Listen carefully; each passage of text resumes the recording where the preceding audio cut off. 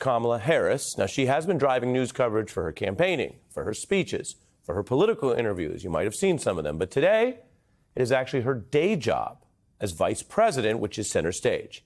Harris holding a joint presentation with Ukrainian President Volodymyr Zelensky at the White House. And she and President Biden met with him today, the Biden-Harris administration, fortifying the ongoing aid to Ukraine in its fight against Putin's invasion. So they added another $8 billion. That's an additional military aid. This has been now a multi-year effort. Harris also condemning Putin's invasion and saying that Vladimir Putin is breaking international law. Proud to stand with Ukraine. I will continue to stand with Ukraine, and I will work to ensure Ukraine prevails in this war.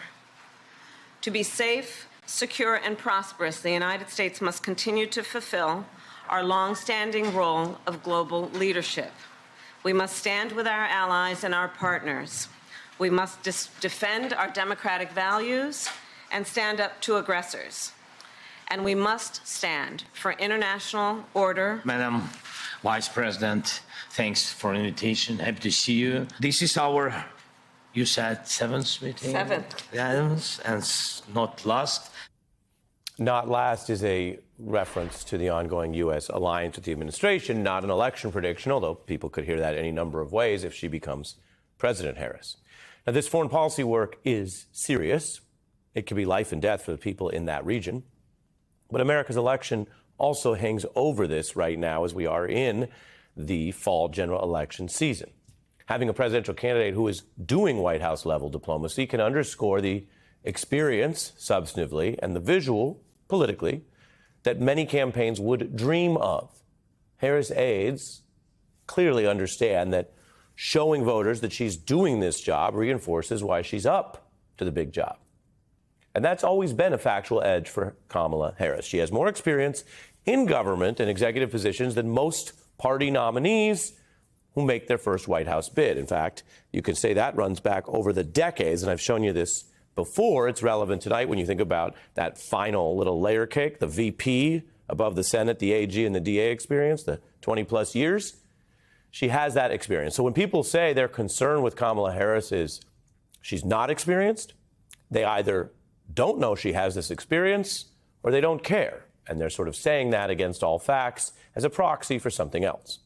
There's, by the way, an even larger gap with her opponent's chosen running mate. J.D. Vance would be a heartbeat from the presidency with very little time in office. You can see their comparison, and that's if you count all of Harris's early time in unelected but government positions like assistant DA. So the complex international geopolitics and the standard domestic politics are part of both of those meetings today. They're both in the conversation. Voters also have the choice on foreign policy here, and nobody has said this feels like it's going to be some big foreign policy election when the concerns have been about our own domestic issues with autocratic attacks, Donald Trump's failed coup, prices, inflation, the age and experience of the candidates, all the domestic stuff. But there's still a sharp contrast here, and if there's any night to talk about it, it's tonight when you look at this meeting. Remember, America's two major parties used to have a much more united front against Russia and Soviet aggression. It was Donald Trump who pushed the GOP towards Putin. That's pretty well known.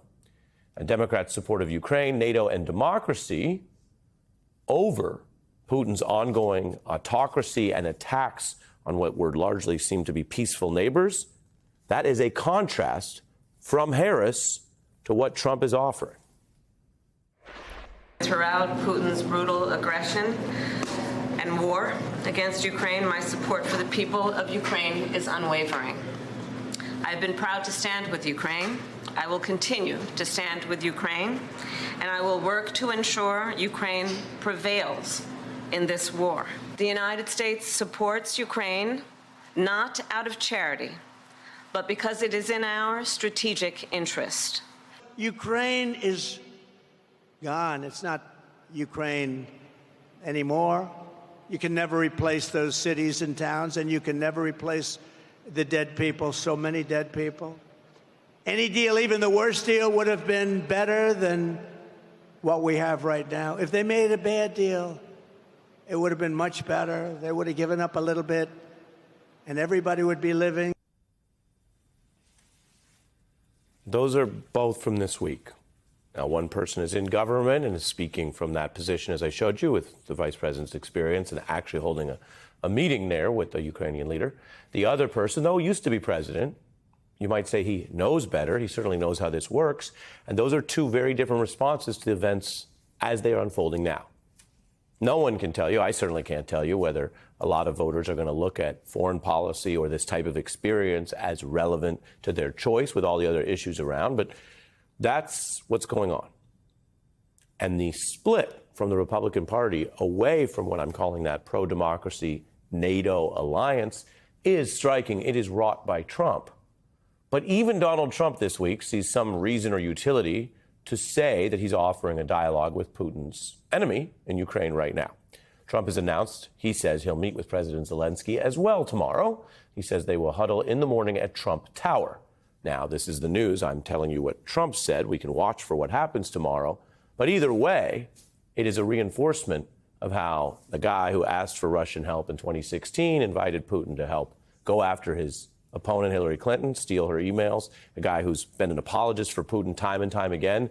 Even he right now wants you to know that he says he's open to this dialogue with Zelensky. Take that for what you will.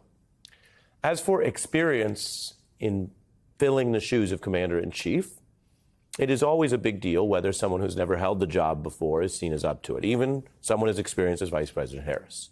And so these things that we're hearing from people in and around the national security community, including a lot of endorsements and backing for her, matter right now. And today, there's a big one, a name you might recall from the pantheon of prominent and sometimes controversial generals. This is from retired Army General Stanley McChrystal, who writes, "Character is the ultimate measure of leadership for those who seek the highest office. Character will dictate whether we stand by our NATO allies and against Putin's continued aggression." And he is announcing this endorsement, as you can see in the New York Times, saying, "I've cast my ballot for character and voted for Vice President Harris." The past tense tells you he's cast his early vote ballot. We've been reporting on that as well. The election starts earlier. We're talking past tense voting in September. So all of this is about those things, what McChrystal calls character, what other people refer to as experience, and the general vision, the differing visions you have about foreign policy. How would you protect the homeland? How would you wage foreign policy? How will you deal with these ongoing crises, which you have there with the land war in Europe and the unrest in the Middle East? And at the debate, we heard Harris, knowing this might be the only debate. Remember, in different years, we've had a foreign policy-focused debate, but she knew this might be the only one they got. And she took time during that big appearance, with more people watching that than anything else in politics this year, to go directly at Trump's foreign policy. I have traveled the world as Vice President of the United States, and world leaders are laughing at Donald Trump. I have talked with military leaders, some of whom worked with you, and they say you're a disgrace. I'll get the war with Ukraine and Russia ended. If I'm president-elect, I'll get it done before even becoming president. If Donald Trump were president, Putin would be sitting in Kyiv right now. I want to ask you a very simple question tonight. Do you want Ukraine to win this war? I want the war to stop. I know Putin very well. A dictator who would eat you for lunch. Viktor Orban, one of the most respected men. They call him a strong man. You adore strong men instead of caring about democracy. I agreed with President Biden's decision to pull out of Afghanistan. 4 presidents said they would, and Joe Biden did. That's the policy debate. The fact that former President Trump can't say he wants Ukraine to win the war so that the people there might live. He wants the war to stop. But the war was Russia invading Ukraine. Putin has continued it on. The way Russia wants the war to stop, the only way they have acted like it would stop, is if they take over all of Ukraine. So that is a big and sharp contrast. All of this is about policy. For all the talk of politics and campaign ads and targeting different groups, there is still policy going on. We'll cover it whenever it happens, whenever it's in the reality. The Harris campaign clearly thinks that having policy discussions there about geopolitical and foreign policy, as you saw her prioritize at the debate, and economic and domestic policy are still in her interest. So that's where policy meets politics. She gave that big economic address yesterday. She spoke in that MSNBC exclusive interview focused on economics. And we heard from CNBC's Andrew Ross Sorkin who was helping us make sense of Harris's economic plans in that big address. And he also told us about the concern among Wall Street executives that Donald Trump could bring even more chaos to America. Talking about pricing, Yeah. on Wall Street they call it beta, which is what's the spread, meaning what's the good and the bad. And I think what's happened I is thought the spread was delta. See, I learned something new Delta every too. day. Okay, we go delta. We can use delta in this context, but no, it would actually work in this context. I think some people look at Harris and they say the beta or the delta is not a lot. You actually do know what you're getting with her. It seems for the like most it. part. Yeah, I understood. Yep. And with him, it's massive. Could it turn out to be okay? Maybe it could. Depends who you are. Yeah, depends who you are. Could democracy end? It could. And so that's the delta. Yeah. That's the beta, if you will, that I think the business community, in their own way, is trying to imagine. Fair. That's what a lot of people are trying to imagine or plan for or price for.